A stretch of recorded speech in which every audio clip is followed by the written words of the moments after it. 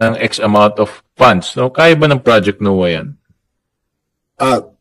Theoretically, yes, sir. Kasi kaya namin mag-scenario building. If we have the design, we can simulate if that project will work or not. Even Can we do before that we nationwide? Can we do that nationwide? Theoretically, yes, but we need a budget for that. Kasi we're 300,000 square kilometers. And we're limited in terms of the number of computers that we have, the floor area. Nagsisiksikan na po kami doon sa aming office space. But if there's sufficient budget, it's all a matter of scaling it up. Nandiyan po yung technical expertise. Magagaling po yung mga engineers natin, magagaling po yung mga scientists natin. And it's not just the default solution na concrete dike, no? Marami pong ibang solutions, like for example, planting trees in the forest. Ang isang puno po ay ilang galon din na nai-intercept na water. Rainwater harvesting, meron tayong batas na ganon. Ano po, yung detention-based, nature-based solutions po. Climate adaptation. That's correct, ma'am. Yeah, that's correct, ma'am. We can even use the resilience platform to help develop our country. With that kind of investment, ang laki po ng ibubunga na ito for everyone, all communities of the Philippines. So, napakaganda po ng mga programa sana, but we are capable of doing it. Kailangan lang ma-execute. Ayun po, yung residual risk na tinatawag, pag nagawa na lahat ng nature-based solutions, that is only the time when you propose the project of building a dike. Yes, costly po yung nature-based solutions, more effective and more friendly to the environment.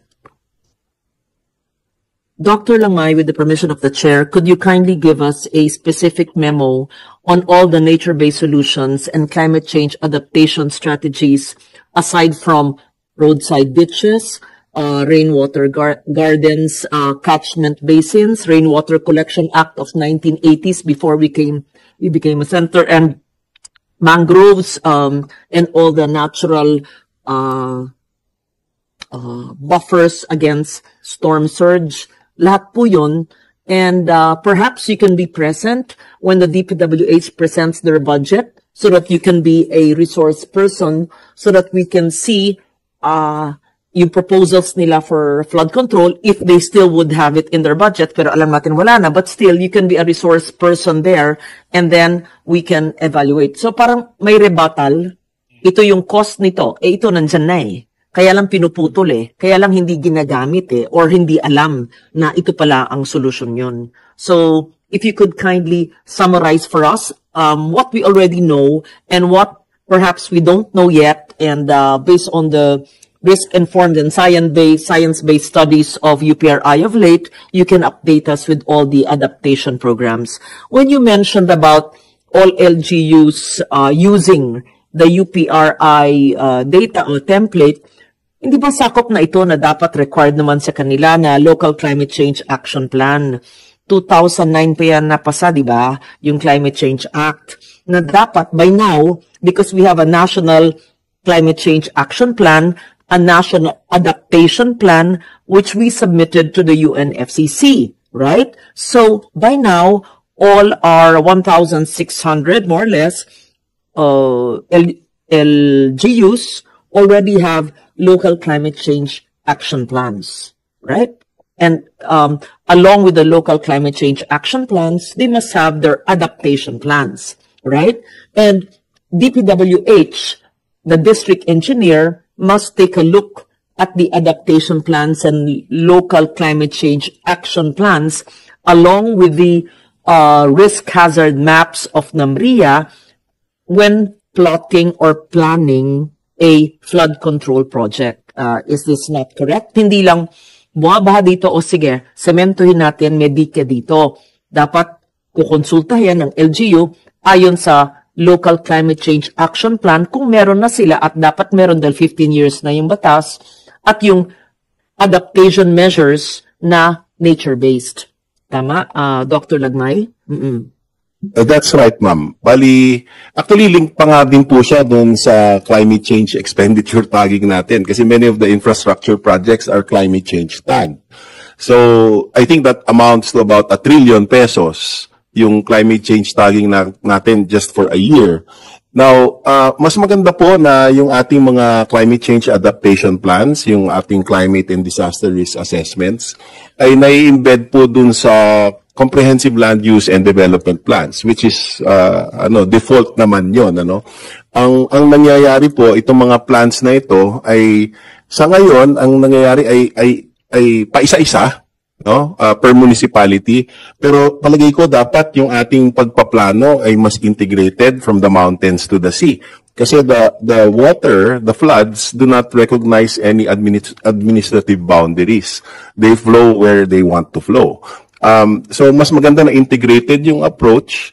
And dahil nga kanina tinatanong ako kung kaya ba natin i-cascade ito, no, na mas may science-based. So we may be able to recognize the flood, pero ano yung approach ngayon sa health sector, sa ano yung adaptation sa education sector, sa tourism sector? All of that needs a lot of research, needs a lot of science. Saan ba po nanggagaling yung mga mag-research noon and experts noon kung hindi sa mga SUCs po?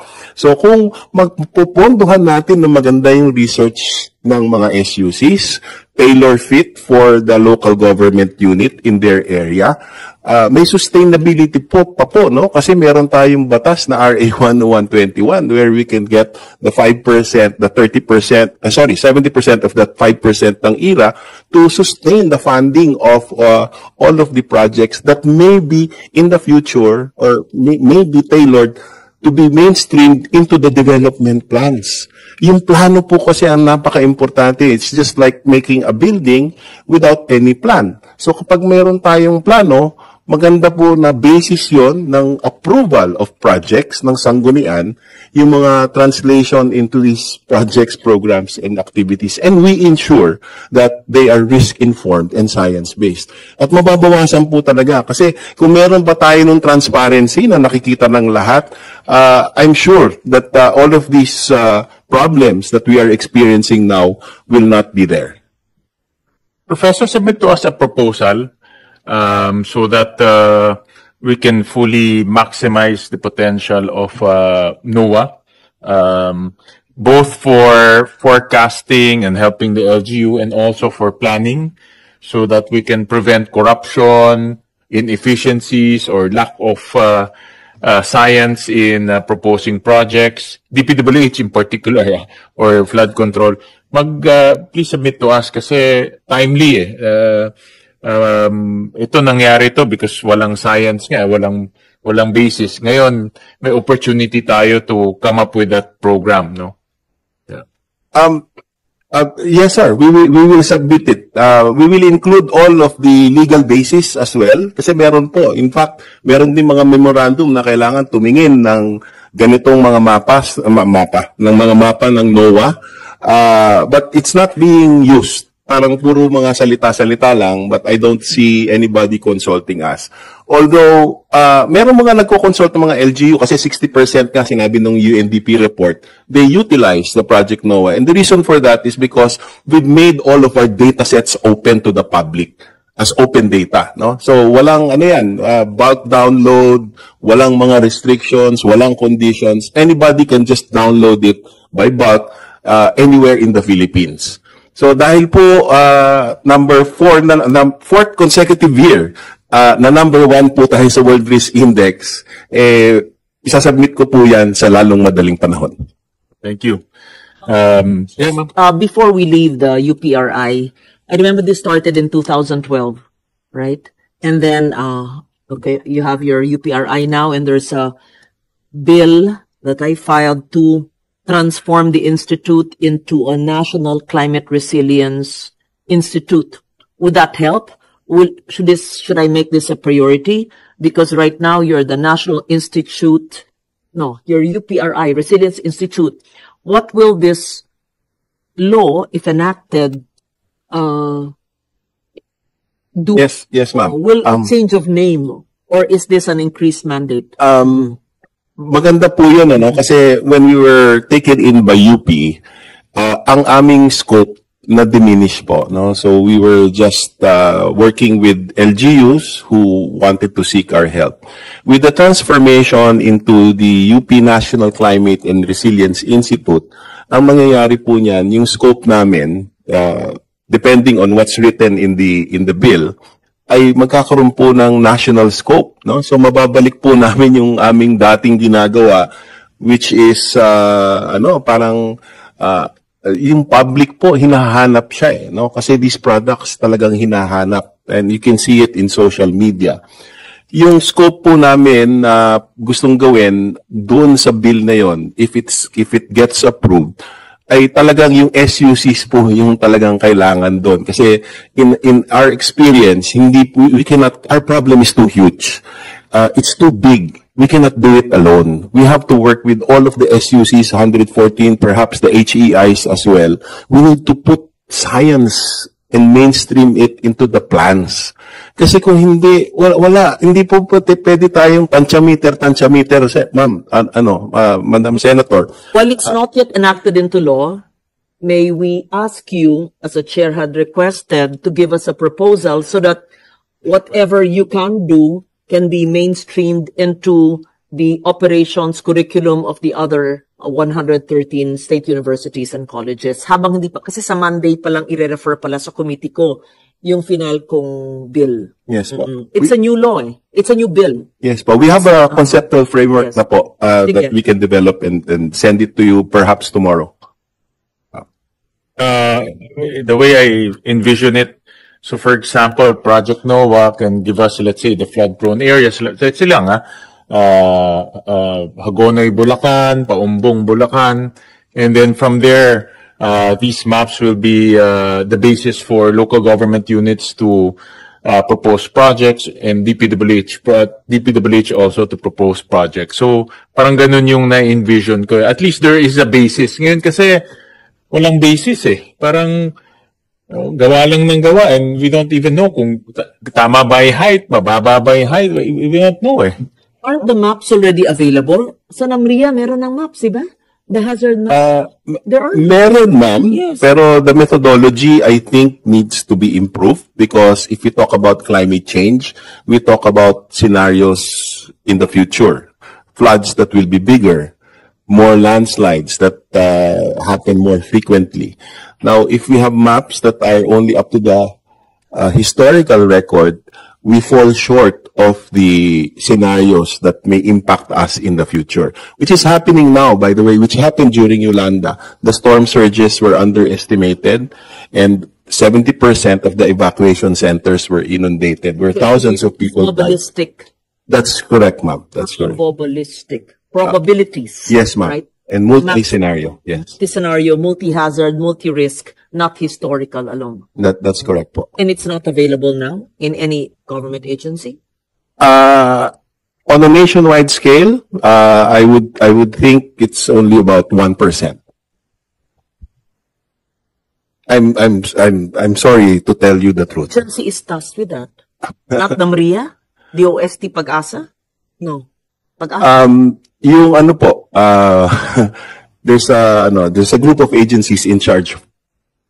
Kasama po yung sa floods at saka landslides, it's MGB and Pag-asa. Thank you for that. I'll go back, Dr. Ronquillo. In addition to the other items that we discussed, kanina nasabi niyo yung capital outlay, and I really saw in the budget, I'll just flash on the screen, that the capital outlay has been gradually going down from 31 billion in 2024, 17 billion in 2025, and 9.5 billion in 2026. And then when I looked at the components of capital outlay, ang malaking binaba ay machinery and equipment, which I think part dito mga upuan, mga gamit nyo sa loob, no? So, yung mga, ano bang mga kasali dyan? Laboratories. So, we talked about this yesterday, and there are also capacity issues that a lot of our state universities are experiencing. And pakiflash na to. Humingi kami ng kasi there's no carrying capacity study. So